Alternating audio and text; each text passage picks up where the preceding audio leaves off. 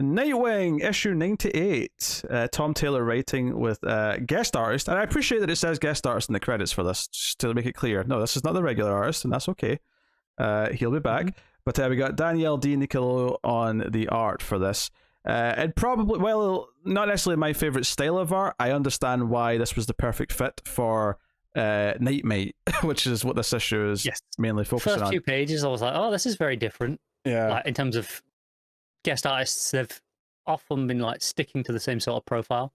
This is obviously very actively different. And then once it gets to, Nightmate, a few pages in, you're like, okay, this makes sense. I forgot they announced this was going to be a thing because I probably would have guessed what the cliffhanger from last issue was had I remembered Nightwing was going to, or Nightmate, sorry, was going to be a thing.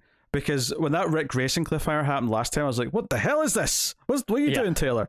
I read 2 issues in a row before this, like a few days ago. And I was like, what the hell? And I've not really been keeping up with the solicits and the news as much. So I'm like, what have I missed? Surely I'd have heard about this. Like, what's going on? I mean, don't get me wrong. Like, me and Matt both said we trust Taylor, and we're right to because obviously within like 2 pages, it's like, oh no, it's just an imp who's looking like Rick Grayson for a minute, and then turns into 90s Nightwing. Turns into 90s Nightwing, and we get this fanboy imp who loves Nightwing, much like Mixie loves Superman, but is far more light and benevolent.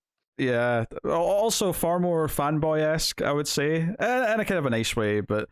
And there's a couple of nice sentiments in this actually about fandom, which we'll talk about at the end of it, I think. But I'm sure you loved the Joker, and I loved it as well, just for Babs' reaction, which is Babs is like laughing her ass off that he's got an imp, and Nightmate says, Batgirl. Wow, I mean, I ship him with Starfire, but whatever makes him happy.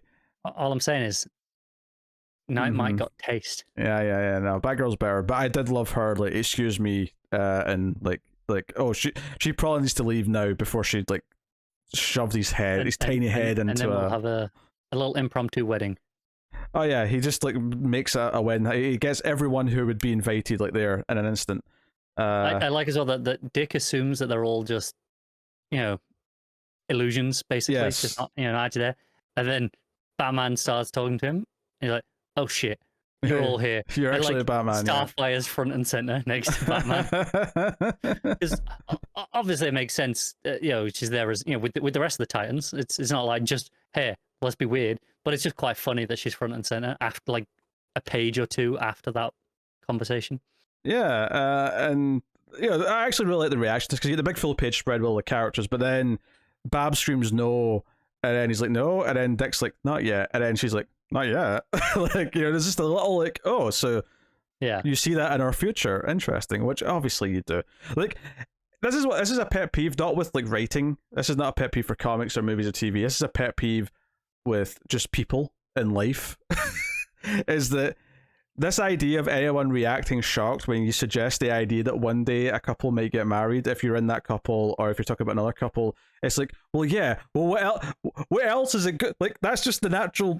Like, yeah, maybe you've decided you don't want to do that, and that's fine. But it's not a weird thing to think that it might eventually go there if you stay together long enough. That's not a weird, shocking thought.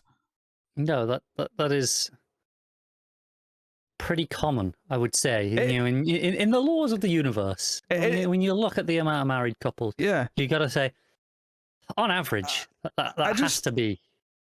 It just wows me, and it's like turning to someone 10 minutes into a movie, going.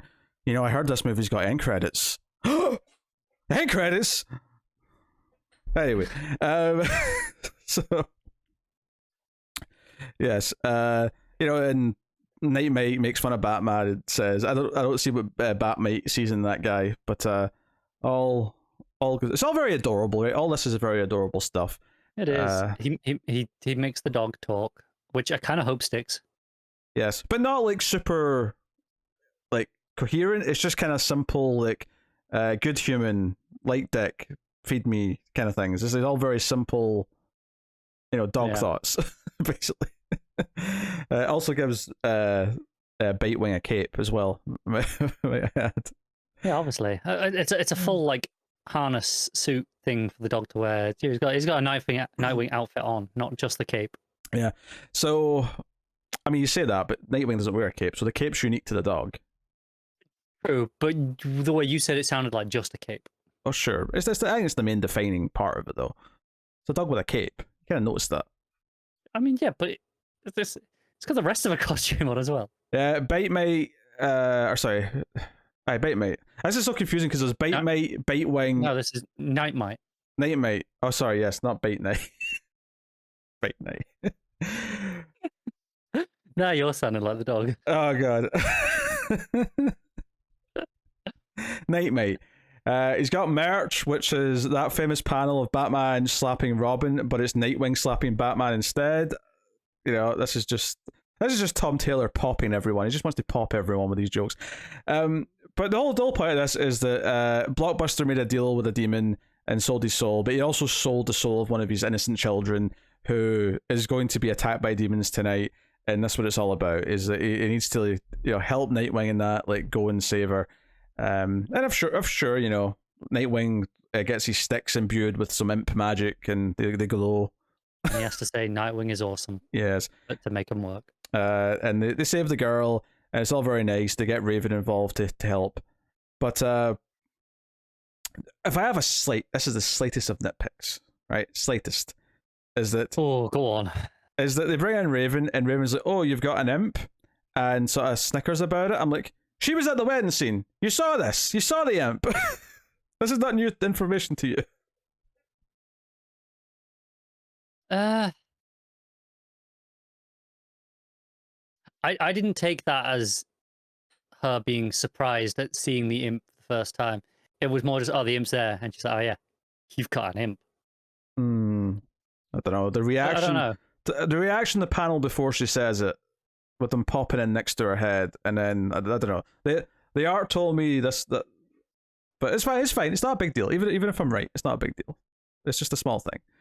But yes, so she thanks Bait Mate as well, and Night. It's become a thing now. I think it's Bite Wing exists. Is this infecting my brain? Does Bite Wing have a mite? That'll be Bite Mite. So yeah, but there's a nice little sentiment here at the end of this about how, you know, if you're going to obsess over me and like worship me and put me on this pedestal, eventually I'm not going to live up to it, and it's going to just be a problem. So you should never put anyone on that much of a pedestal. So, you know, I'm a person. I'm Dick Grayson. What's your name? Don't define yourself purely by me. And there's something to be said there about people who define themselves purely by the fandom that they, you know, they've put themselves in and obsess over. You know, in current culture, you know, over the last few years. Oh yeah, there's been you know, plenty of examples of people maybe not living up to, you know, hero ideals. Not that they ever could realistically, because they're people. And that's kind of the point here. Or even if you look at it from like a fandom perspective of just like, you know, fictitious things, is you see people who just fight on social media. Maybe that's one of the best things of Twitter, and possibly going down in flames, is not having to put up with a lot of those people anymore. But you know, where am I going to get my entertainment? Everything's just a fight. Where as soon as you mention you like X thing, fans of Y thing have to start, you know, saying, and you know, anything ranging from innocent, just stupid stuff to completely, oh, you're a borderline psychopath for saying something that. Oh yeah, don't worry, we can bring that into the Discord. We can make sure that transfers over. No, we're not going to do that. But yeah. What about in Tim's section? No, that's no. So no, this was a delightful issue. I think Night Mate is an interesting, fun little addition. I don't want them to lean on it too much, but I can see Taylor bringing him back maybe later on to help out with a situation or something. But a fun idea, and definitely feels like Taylor's adding a lot to the Nightwing mythos, and you know, cracking jokes about Dick and Babs, and even the Starfire past, and all this different stuff. It's just it's a sort of heartwarming stuff that just feels like, oh, he loves the character, he gets the character, and we're kind of reaping the fruit. And it's not just obsessed with fitting them into the New 52 anymore, or obsessed with, you know, making him function as a sub character to Batman. It's like, no. This is very much a Dick focused run. That's about him and who's important to him as far as like friends and loved ones and all the rest of it goes. So yeah, this is also is very much a fill-in issue. oh, right? absolutely. I don't mean that Yeah. in a bad way, because it's still a very good issue, but it is very much okay. We'll pause, take a break from the main story. Okay, kind of just we'll go do this thing. We'll let our artists have a rest, and we'll catch back up next time. And I think outside of going more of the creator-owned route of just taking a break between arcs, or even throwing different teams on for random like 2-3 issue arcs between things, this is about as good as you can get, I think, in big two comics, for having that those breaks kind of worked in. Yeah, I think a better phrase would probably just be a standalone issue. Just because fill-in issue has a natural negative connotation to it, because we tend to use it more when it's like, oh, it's a fill-in. Like it feels. Because I think the reason why I would distinguish between them is that this feels like better planning from Taylor, that he's accounted for having issues that can take a one issue break for the artist and do something that feels narratively distinct enough, but it still feels like it's adding to the run. It still feels like a good part of the run. Yeah. So that's why I would maybe argue against fill-in in that sense, because I think a fill-in feels distinctly more unplanned, and it's just, oh, we need something to fill the slot, as opposed to a writer who's writing a run and understands that there's going to be these natural breaks and accounts for them. I would not be opposed to them trying. Hey, if you're doing 6 issues, let's say you want to keep one writer and artist as your team for a book, which I'd love to see. So when it collects the eventual omnibus of, let's say, this run, it would have been you could have just Taylor and Redondo and nothing else.